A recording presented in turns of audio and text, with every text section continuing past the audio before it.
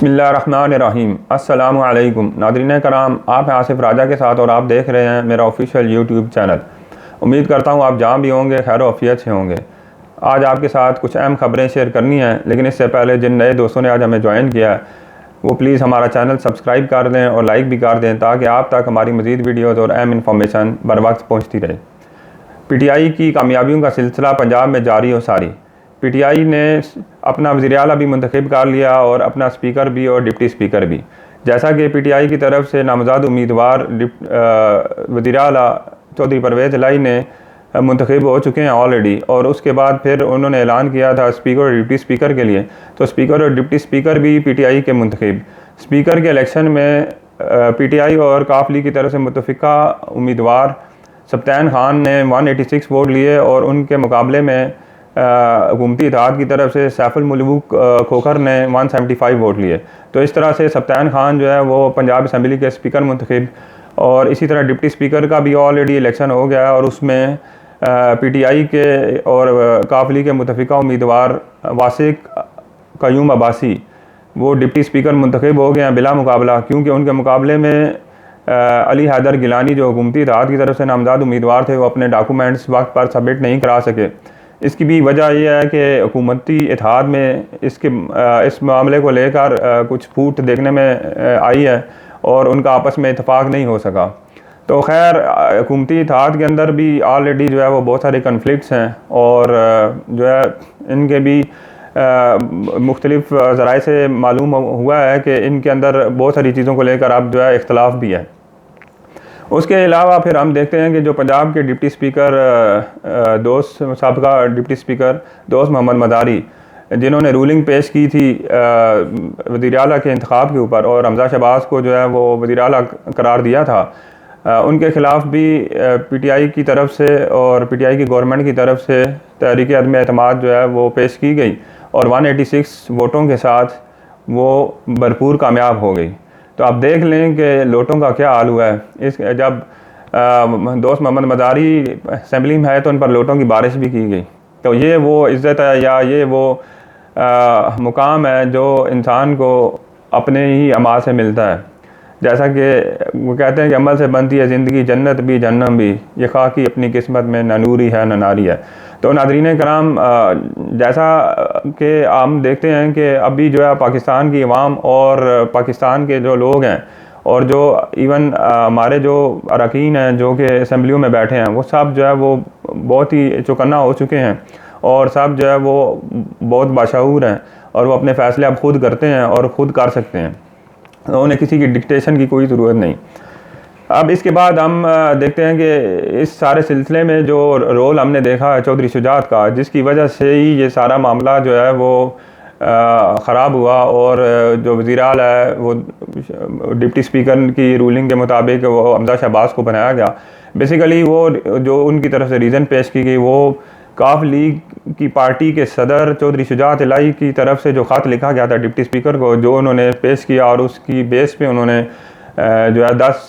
काफ league के जो अरकान हैं उनके वोट को काउंट नहीं किया था और उसकी वजह से जो है 179 वोटों के साथ वज़ीर आला करार दिया था हमज़ा शहबाज को। तो चौधरी शुजात इलाही अब जो है उनको पार्टी के सदारत से फ़ारिग कर दिया गया है और उनकी इसमें उनकी अपनी पार्टी के लोग और उनकी पार्टी के एक और जो अहम रुकन है कामिल अली आगा ने ऐलान किया और उनके साथ 186 मेंबर जो हैं उन सब का ये मुतफ़िका फ़ैसला है कि उनको उनकी पार्टी की सदारत के ओहदे से हटा दिया गया और जो सियासी किरदार तारिक चीमा जो है उनको भी उनके ओहदे से हटा दिया गया है। तो नाज़रीन कराम, काफ लीग में खुद देखा जाता है कि उनके अपने जो लोग हैं वो कितना सख्त उनका रिएक्शन है चौधरी शुजात के इस फैसले की वजह से, और लोग बिल्कुल ये उन्होंने इस चीज़ को जो है वो नामंजूर किया है और इसके ख़िलाफ़ एहतजाज भी किया, मुदम्मत भी किया और इसको बहुत नापसंद किया है। तो अब ये है कि पार्टी जो सदर है अब उसको भी ये देखना पड़ेगा, आइंदा कोई भी पार्टी हो या कोई भी हो उसको देखना पड़ेगा कि अवाम क्या चाहती है। वो अपने फ़ैसले, अपनी मर्ज़ी के फ़ैसले या उसमें अपने जो है फ़ायदे के फ़ैसले अब नहीं कर सकते, या वो कोई डील करके या किसी भी अपनी हुकूमत की लालच में या किसी किस्म की लालच में वो फ़ैसला अब नहीं कर सकते। तो अब ये चीज़ें जो हैं वो क्लियर होना शुरू हो गई हैं, आवाम को भी बहुत सारी ये चीज़ें जो हैं वो क्लियर हो गई हैं, और आवाम का जो शऊर है वो सियासी शऊर वो बेदार हो चुका है और वो देखने में नज़र आ रहा है। तो इसके साथ अब सिंध की तरफ अगर हम देखें तो सिंध में जो है वो हलीम आदिल शेख जो हैं वो सिंध में PTI के लीडर भी हैं और वहाँ की सिंध असम्बली के अपोजिशन लीडर भी हैं। उनको अचानक से जो है वो एंटी करप्शन पुलिस ने गिरफ़्तार कर लिया और उनके ख़िलाफ़ जो है वो मुकदमा दायर कर दिया, और उनके रेफरेंस में उनके ऊपर 1991 में जो है वो ज़मीनों की गलत एंट्री और जाली एंट्रियों और जालसाजी के इल्ज़ाम में उन पे मुकदमा करके और उनको पुलिस ले गई। उसके बाद उनको अदालत में पेश किया और उनके लिए रिमांड के लिए इस्तदा की, लेकिन एंटी करप्शन अदालत ने उनको रिहा कर दिया। तो ये सब हम देख रहे हैं, आवाम देख रही है कि ये लोगों के साथ क्या किया जा रहा है। जो भी हुकूमत के ख़िलाफ़ या अपोजिशन के या हुकूमती अपोजिशन इत्तेहाद के ख़िलाफ़ जो भी बंदा आवाज़ उठाता है या जो भी करप्शन की बात करता है या जो भी मुल्क के हक़ में या मुल्क की बेहतरी के लिए या करप्शन के ख़िलाफ़ या इस निज़ाम के ख़िलाफ़ बात करता है, उसको किस तरह विक्टिमाइज़ किया जाता है, उसके ख़िलाफ़ किस तरह हुकूमती मशीनरी इस्तेमाल की जाती है, कैसे उनके ख़िलाफ़ जो है वो FIRs दर्ज होती हैं, कैसे पुलिस का एक्शन होता है, कैसे उनको फ़ौरन से अदालतों में पेश किया जाता है और किस तरह उनको जो है वो एक अज़ियत से गुजारा जाता है। तो ये सब चीज़ें जो हैं वो आवाम देख रही है, सब देख रहे हैं, और इसका जो है वो फ़ैसला होगा। इसके साथ फिर हम देखते हैं कि पाकिस्तान की जो मुआशी हालत है वो दिन ब दिन जो है वो ख़राब होती जा रही है, और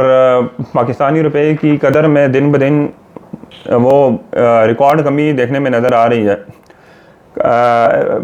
जो डॉलर है वो अभी तक जो है मार्केट में ऑलरेडी ओपन मार्केट में 244 का चल रहा था, जबकि इंटर बैंक रेट उसका 239 240 तक था, और अब उसमें मज़ीद इजाफा भी देखा जा रहा है। तो डॉलर की कीमत मुकम्मल तौर पर जो है वो उसमें इजाफा होता जा रहा है। अगर आप देखें तो पिछले एक हफ़्ते के अंदर डॉलर की जो कीमत है उसमें तकरीबन जो है वो 8% इजाफा हुआ है, जबकि पिछले 6 महीनों में डॉलर की जो कीमत है उसमें 18% जो है वो इजाफा हुआ है। तो डॉलर अपनी बुलंद तरीन सतह पर है और रुपया जो अपनी कम तरीन सतह पर है। इसकी वजह से ताजिर लोगों को, कंपनीज़ को करोड़ों का नुकसान हो रहा है। लोगों की जो है वो जो माल है और जो चीज़ें हैं उन वो खुद ब खुद जो है वो डीवैल्यू हो रही हैं, और जो हमारी जो ट्रेड है उस पर बहुत बुरा असर पड़ रहा है, और मुल्क जो है वो मज़ीद जो है वो मुआशी जो है बहरान की तरफ जा रहा है। तो ये सब चीज़ें हमें देखनी होंगी। ये जो रिकॉर्ड डॉलर में जो कीमत में इजाफा हो रहा है, इसकी बेसिकली वजह क्या है? इसकी बेसिकली वजह ही पॉलिटिकल इंस्टेबिलिटी है, और इसका सिलसिला तब तक चलता रहेगा जब तक कि पॉलिटिकल स्टेबिलिटी हमारे मुल्क में नहीं आएगी। तो नाज़रीन कराम, ये समझना बहुत ज़रूरी है कि जो डॉलर की कीमत में इजाफा है और पाकिस्तानी रुपये की कीमत में जो कमी है, इससे पता चलता है कि हमारी मईशत जो है वो दिन ब दिन किस कदर जो है वो कमज़ोर होती जा रही है। फिर हम दूसरी तरफ, एक तरफ तो ये हालात है, दूसरी तरफ देखें तो अब कुछ पिछले दिनों में अभी जो एक रिपोर्ट आई है उसमें पाकिस्तान जो है वो टॉप 10 उन मुल्कों में शामिल है जिनके लोगों ने सबसे ज़्यादा जो है दुबई की प्रॉपर्टी में इन्वेस्टमेंट की है। अब पाकिस्तान जैसा मुल्क जिसमें ऑलरेडी जो है इतना सारे मुआशी बहरान से जो गुजर रहा है, जिसमें पैसों डॉलर्स की कमी है, जिसमें पैसों की कमी है, जिसमें इन्वेस्टमेंट की खुद ज़रूरत है, वहाँ से लोग जो है वो आकर दुबई में इन्वेस्ट कर रहे हैं, जो कि एक ऑलरेडी एक फ्लोरिशिंग इकॉनमी है।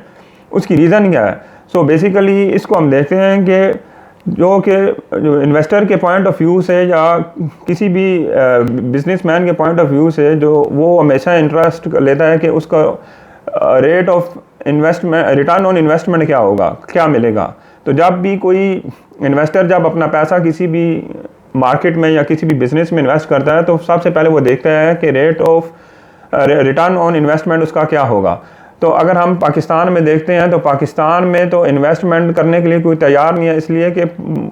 ये जो पॉलिटिकल इंस्टेबिलिटी है इसकी वजह से सिचुएशन क्लियर नहीं है, और इसमें मार्केट में बहुत ज़्यादा फ्लक्चुएशन है, और वैल्यू जो है वो डॉलर की बढ़ती जा रही है, रुपए की दिन ब दिन कम होती जा रही है। इसलिए हर इन्वेस्टर चाहता है कि वो अपनी जो है इन्वेस्टमेंट को सेव करे और अपनी इन्वेस्टमेंट को ऐसी जगह पे लगाए जहाँ पे उसको सब ज़्यादा से ज़्यादा रिटर्न ऑन इन्वेस्टमेंट हो। तो दुबई की प्रॉपर्टी जो पिछले 6 महीनों में जिसकी कीमतों में तकरीबन 85% इजाफा हुआ है और यहाँ पे पूरी दुनिया से इन्वेस्टर आके पैसा इन्वेस्ट कर रहा है, तो इसी तरह पाकिस्तानी इन्वेस्टर भी चाहता है कि वो दुबई में अपनी प्रॉपर्टी ख़रीदे और यहाँ पे अपनी इन्वेस्टमेंट करे ताकि उसकी इन्वेस्टमेंट भी सेफ रहे, उसमें उसकी कीमत में भी इजाफा हो और प्लस उसको रिटर्न ऑन इन्वेस्टमेंट भी बेहतरीन हो। तो इसमें कोई अजब बात नहीं है, लेकिन मैं ख़ुद ऐसे कुछ लोगों को जानता हूँ जिन्होंने पाकिस्तान से अपने बिज़नेस ख़त्म करके या बिज़नेस जो है वो सेल आउट करके या अपनी प्रॉपर्टीज सेल करके उन्होंने दुबई में इन्वेस्टमेंट किया। अब ये एक बहुत ताजुब की बात है, लेकिन चूँकि ये एक क्लियर जो है वो अगर आप देखें तो आइडिया है कि आपकी इन्वेस्टमेंट जो है वो यहाँ सेफ भी है और इसमें आपको रिटर्न भी ज़्यादा है। तो हर बंदा यही चाहता है और हर इन्वेस्टर यही चाहता है कि उसको ज़्यादा से ज़्यादा रिटर्न मिले। तो नाज़रीन कराम, ये थी आज तक की न्यूज़। मज़ीद वीडियोस के लिए और ख़बरों के लिए हमारा चैनल लाइक करें और सब्सक्राइब करें। अपनी दुआओं में याद रखें और हमारा चैनल देखते रहें। पाकिस्तान जिंदाबाद।